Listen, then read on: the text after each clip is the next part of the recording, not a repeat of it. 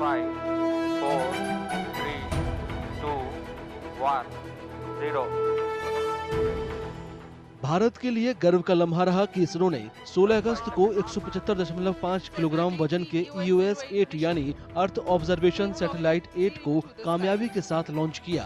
श्रीहरिकोटा से ये सैटेलाइट अंतरिक्ष में पहुंचा, जिसने स्पेस टेक्नोलॉजी में देश की बढ़ती महारत की झलक पेश की। को ग्रहण करने के लिए बनाया गया है।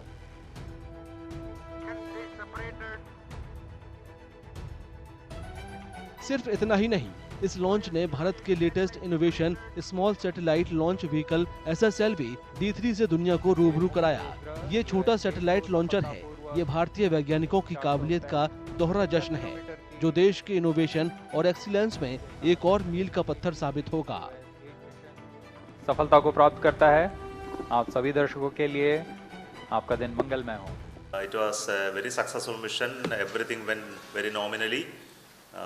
As on today, with the data available, the mission has almost 100% success, with the satellite being placed in the correct orbit and all separation process happening nominally. And we are very happy about the completion of the development program of SSLV with this third development flight. You remember that the first launch was near miss. We could place the satellite in orbit, but the orbit was slightly a shorter one, leading to the re-entry of the satellite back into Earth at a later some time. So after understanding that, we made corrections, and the second flight went very well. SSLV D3 mission ने 2 सैटेलाइटों को उनकी कक्षाओं में कामयाबी से स्थापित किया है। ये हैं अर्थ ऑब्जर्वेशन सैटेलाइट EOS-8 और पैसेंजर सैटेलाइट SR-0 डेमोसैट। ये भारत को अंतरिक्ष में सुपर पावर्ड आंखों का नया सेट देने जैसा है। ये सैटेलाइट इंफ्रारेड का इस्तेमाल करके देख सकता है।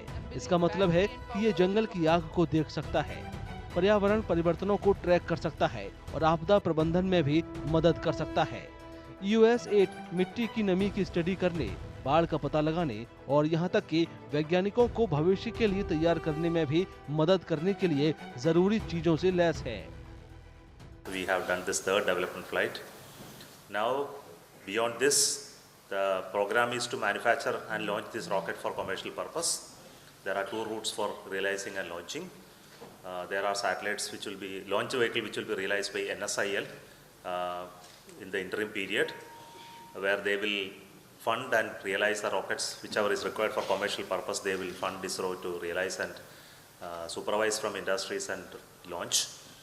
After that, there is a technology transfer process which InSpace has started, and the technology transfer process will find out which industry consortium will take it up. SSLV small satellite launch market में game changer है। ये बढ़ती मांगों को पूरा करने के लिए कॉस्ट इफेक्टिव और फ्लेक्सिबल सॉल्यूशन देता है। 10 से 500 किलो वजन वाले मिनी, माइक्रो और नैनो सैटेलाइटों को 500 किलोमीटर के प्लेनर ऑर्बिट में भेजने की अपनी क्षमताओं के साथ ये इसरो का आखिरी SSLV मिशन है। भविष्य के मिशन की जिम्मेदारी चुने गए वाणिज्यिक व्यवसायों की होगी। कम से कम 6 कंपनियां पहले से ही टेक्नोलॉजी का अधिग्रहण करने के लिए तैयार हैं।